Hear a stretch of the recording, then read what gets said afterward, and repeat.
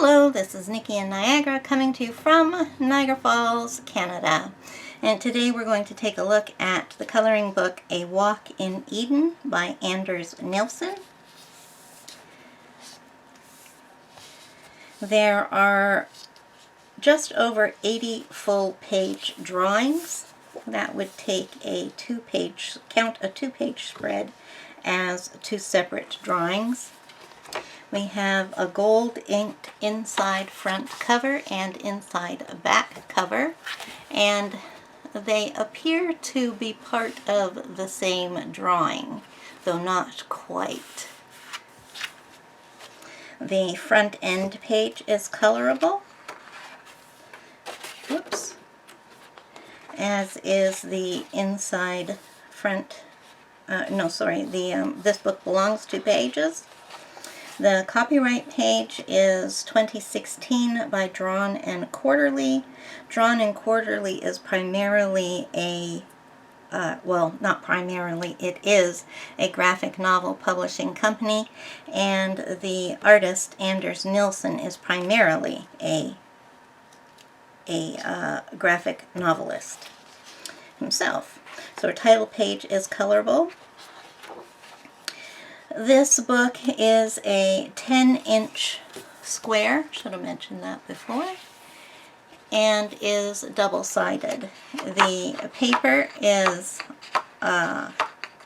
nice, heavy paper. It's not cardstock by any means, but it is a nice, good paper. It is quite smooth, and our story begins with this little man here, or possibly not a man, but a creature. And when I first saw this book, I saw an old flip of it, and it made my mind just reel with the story that it's possibly telling. The first thing we can see is that all the pages are two-page spreads, and each page carries on to the next page. You can see we have the tail of the dinosaur here, and that comes into the rest of the dinosaur. This isn't really a page that can be continued, but this one, we've got the beginnings of something there, and then we look here, and it's this humongous prehistoric pine cone tree.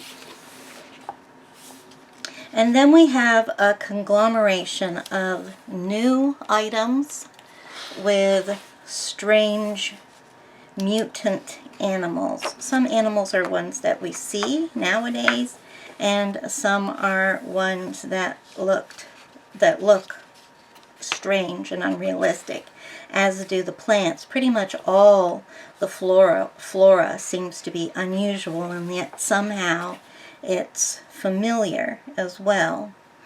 Again, here we have some children's blocks in the midst of this. We have an abandoned car, or is it abandoned?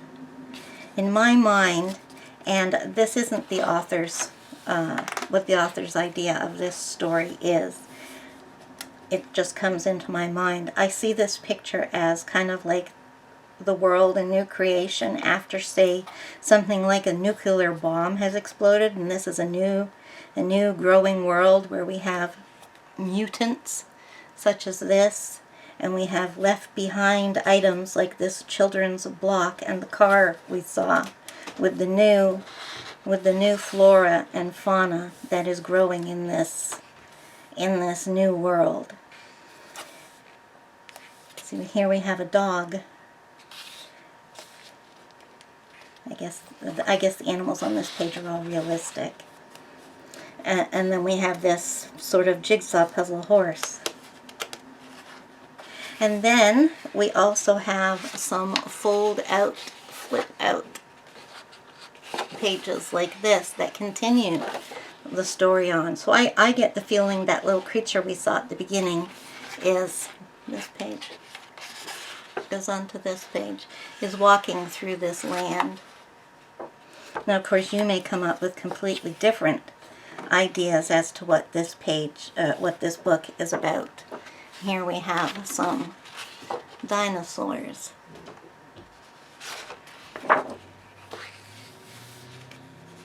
Oh my goodness, and here we have an animal with a plant for a head and satellite type things coming out of that. And here's our little man. He seems to have a phone or a tablet. All sorts of wild and wonderful pictures. And every now and then our story will end, or our walk through this land will end, and we'll have single page drawings of things that you could find in this world.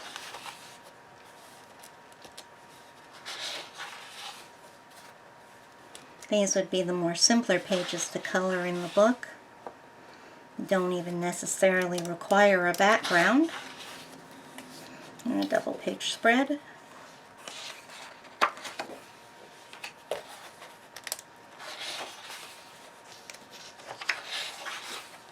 Perhaps it is only in this section that we have these. Okay, so now we're back to, there's more of these creatures now. There's 3 of them.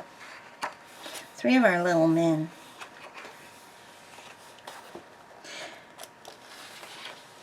One thing about this book is that it was published early in the adult coloring book trend that started in 2015, 2016, and yet it does not have any draw your own pages. It's interesting. We've got a landscape, some deer feeding on top of this giant lizard. Or are they especially tiny and he's normal size? It's all sorts of questions that can come into your mind. What is this world? And then we go back to our single item pages. You can just go wild with your colors in these pages. There's nothing to tell you what color something must be.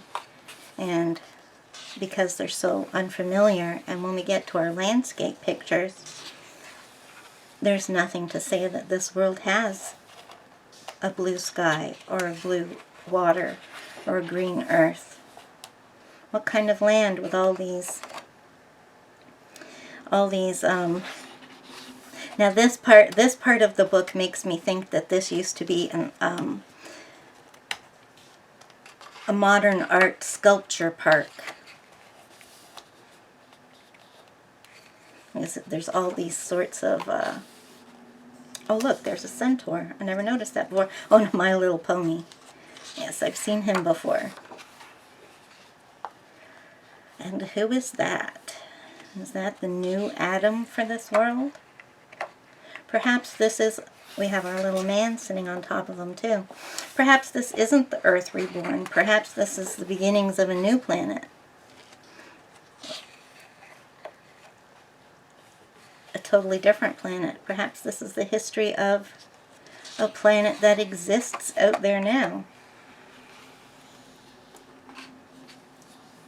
Who's even to say this is the sky? Perhaps this is the center of the earth.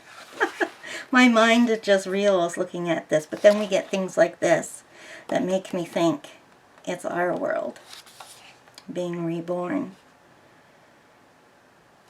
because of this.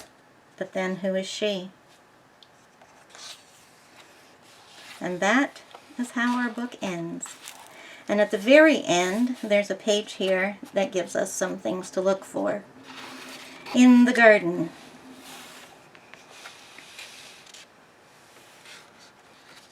And once again, this is A Walk in Eden by Anders Nilsen.